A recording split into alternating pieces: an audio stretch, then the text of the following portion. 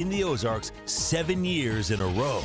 This is a nice evening across the area. I'll take another one of these, right? And it looks like we're going to get another quiet day on Friday. Skies are clear. We're sandwiched between areas of unsettled weather. We've got unsettled weather to the east, certainly a lot of clouds, and also a fair amount of rain across Kentucky into southern Ohio. You look west, we've got pockets of stormy weather, one slowly making its way across Oklahoma, additional storms in western Nebraska, more storms heading into the Texas Panhandle, additional storms not too far from where that devastating tornado hit yesterday evening. But here locally, what we're finding is quiet weather. Skies are clear, and there's a big reason for that. There's a big reason for why it's been dry not only today, but really going back to Monday. And that's because if you look at the atmosphere, there's not a lot of moisture, to support clouds or wet weather. So what we get is a very quiet weather pattern. And we're going to be locked into this weather pattern through tomorrow. And then it changes. That unsettled area of weather to our west will shift east into our area, at least for a couple of days. Looking at our forecast overnight tonight, skies will remain clear. Tomorrow morning, I think, will be very bright. It'll be a sunglasses kind of morning, especially if you're heading eastbound, maybe on James River. We are going to find clouds trying to bubble up as we head into the afternoon hours. So tomorrow looks a lot like today.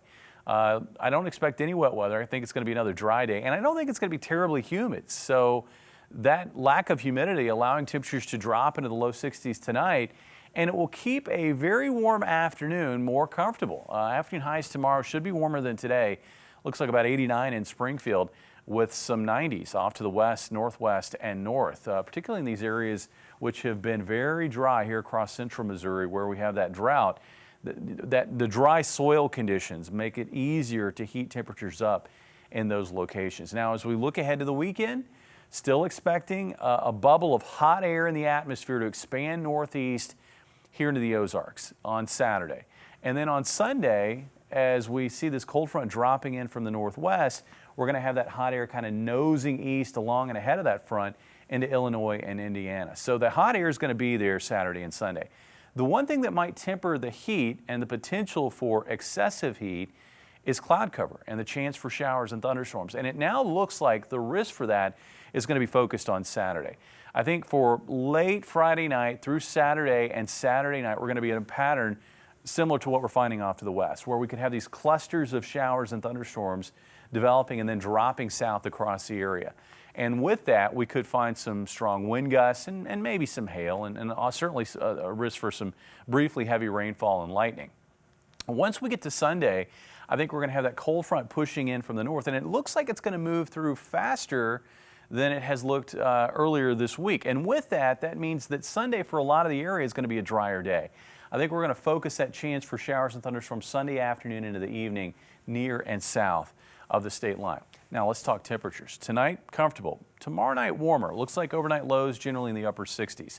Highs on Saturday around 90, but it really depends on how widespread cloud cover and showers and thunderstorms are during the day on Saturday. Saturday night, warm, 70 for a low. And then on Sunday, with the lack of wet weather in the forecast, we're going to have highs in the low to mid 90s. Looks like 93 in Springfield. And while we will find things cooling off a little bit behind that cold front early next week, the heat will surge again. In fact, I think around Thursday of next week, that'll be our hottest day so far this year in our area, with highs generally in the mid 90s. Yeah, we're cracking 90 this weekend, and then no going back after that. No going back. You know, and you know, a lot of folks don't like to see 90s in the forecast, but I can tell you what, I was looking at last June compared to this June. This June's been a lot easier to take. Certainly beats what they're dealing with in Texas too. Jamie, thank you.